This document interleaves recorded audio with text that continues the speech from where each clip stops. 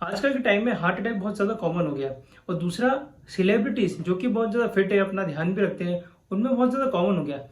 तो आखिर ये क्या प्रॉब्लम है, इसको अच्छे से समझते हैं। सबसे पहले यही जानिए कि हार्ट अटैक में होता क्या है। अगर हमारा जो हार्ट है वो आसपास ब्लड वेसल से फैला हुआ है। अब जैसे अपने को शरीर में कोई भी ऑर्गन को काम करने के लिए ब्लड चाहिए, सेम वैसे ही हार्ट के लिए है। हार्ट को भी काम करने के लिए खून की जरूरत होती है। तो जब हार्ट के पास खून अच्छे से नहीं पहुंचता है, उसके बहुत सारे कारण हो सकते हैं। या तो आपके हार्ट में जो ब्लड वेसल्स हैं उनमें कुछ ऐसा चीज जमा हो रही है जिसके कारण से ब्लड का फ्लो रुक गया है।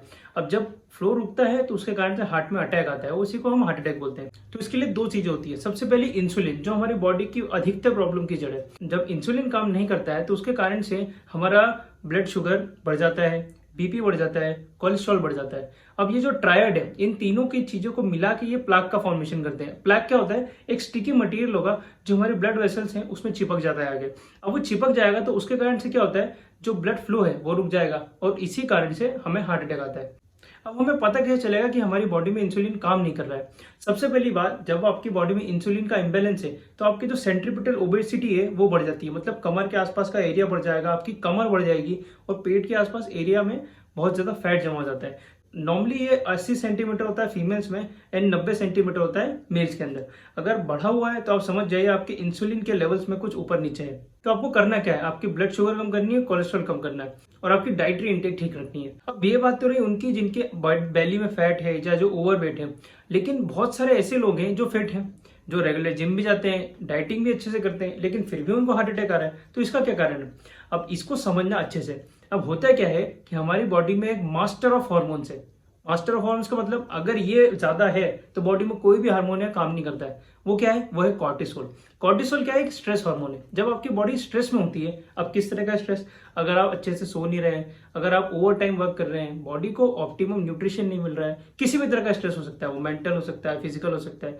तो अगर बॉडी में स्ट्रेस है तो आपकी बॉडी में कॉर्टिसोल का लेवल बढ़ जाता है। अब कॉर्टिसोल अगर बढ़ेगा तो जितने हार्मोन्स आपकी बॉडी में काम कर रहे हैं, ग्रोथ हार्मोन है, एड्रेनलिन है, बहुत सारी चीजें, कोई भी अच्छे से काम नहीं करता है। जब इम्बैलेंस होगा इसमें तो बॉडी स्ट्रेस में आएगी। तो आजकल के टाइम पे हम अपनी फैमिली का ध्यान रखते हैं, हमारे स्पाउस का रखते हैं, हमारे प्यार का रखते हैं, लेकिन हम अपना ध्यान नहीं रखते। सबसे बड़ी प्रॉब्लम ये है। तो हमें करना क्या है? हमें अपने स्ट्रेस का मैनेजमेंट करना है। अब ये बोलना कि स्ट्रेस नहीं होगा ये काफी गलत बात होगी, क्योंकि आजकल की जो मॉडर्न लाइफ है उसमें हर एक जगह पे स्ट्रेस है। तो आपको अपनी बॉडी में एक ऐसी स्ट्रेंथ बनानी है जो स्ट्रेस से ज्यादा अच्छी हो। इसका मतलब ये है कि आपको अपना विल पावर स्ट्रांग करना है और दूसरा, अपनी फिजिकल एक्सरसाइज रखिए। अगर आप एवरीडे एक्सरसाइज करेंगे तो बॉडी में एंडोर्फिन्स निकलते हैं, ग्रोथ हार्मोन्स निकलते हैं और ऐसे सिक्रीशंस होते हैं जो हमारी बॉडी में स्ट्रेस को कम करते हैं। तो अगर आप एवरीडे डाइट अच्छे से लेंगे, आप एक्सरसाइज अच्छे से करेंगे और दूसरा मैनेजमेंट अच्छे से रखेंगे स्ट्रेस का, मेडिटेशन करिए 5-10 मिनट और स्लीप अच्छे से लीजिए। अगर आप नींद अच्छे से लेंगे तो आपका 90% काम वैसे ही हो जाएगा। तो आपको स्लीप अच्छी लेनी है, इस पे आप फोकस जरूर करिए। लेकिन कॉर्टिसोल बढ़ने से होता क्या है? कॉर्टिसोल जब बढ़ता है तो सेम वो भी ब्लड शुगर बढ़ाता है, बीपी बढ़ाता है, बॉडी में जो कोलेस्ट्रॉल है उसकी भी अमाउंट बढ़ा देता है। अब इसके कारण से भी सेम वही ट्रायड आता है। तो यही ट्रायड अगेन प्लेक बनाने में हेल्प करेगा बॉडी में, और वो प्लेक बनने के कारण से ब्लड फ्लो जो होता है ऑब्स्ट्रक्ट हो जाता है और उसी कारण से हमें हार्ट अटैक आता है। तो ये कारण होता है जो फिट है, एक्सरसाइज कर रहे हैं और फिर भी उनको हार्ट अटैक आ रहा है। और हमें न्यूज में क्या देखने मिलता है कि ये तो जिम जाते थे, ये तो सेलिब्रिटी है, उनको भी हार्ट अटैक आ रहा है, तो हमको भी आ ही जाएगा। तो क्या ही जरूरत है एक्सरसाइज करने की, जिम जाने की? तो ये बिल्कुल बुलशिट आर्गुमेंट है, बिना सिर पैर की बातें हैं। आपको ये समझना है कि एक्चुअली प्रॉब्लम है क्या।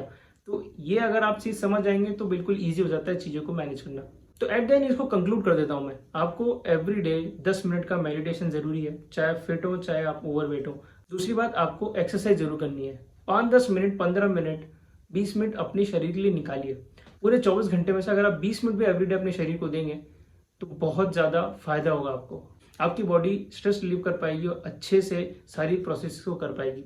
और दूसरी बात, आपका जो डाइट है वो बिल्कुल ऑन पॉइंट होना चाहिए। पर ऑन पॉइंट का मतलब ये होता है कि ये नहीं कि महंगे महंगे सप्लीमेंट्स खरीद लो, बिल्कुल नहीं। आप जो खाना खा रहे हो, क्या खा रहे हो, कितना खा रहे हो, कैसे खा रहे हो, ये बहुत ज्यादा जरूरी समझना। अगर आप इसको ध्यान से करेंगे तो आपको कभी भी हार्ट अटैक की प्रॉब्लम नहीं आएगी और आपका हार्ट आपको थैंक यू जरूर बोलेगा।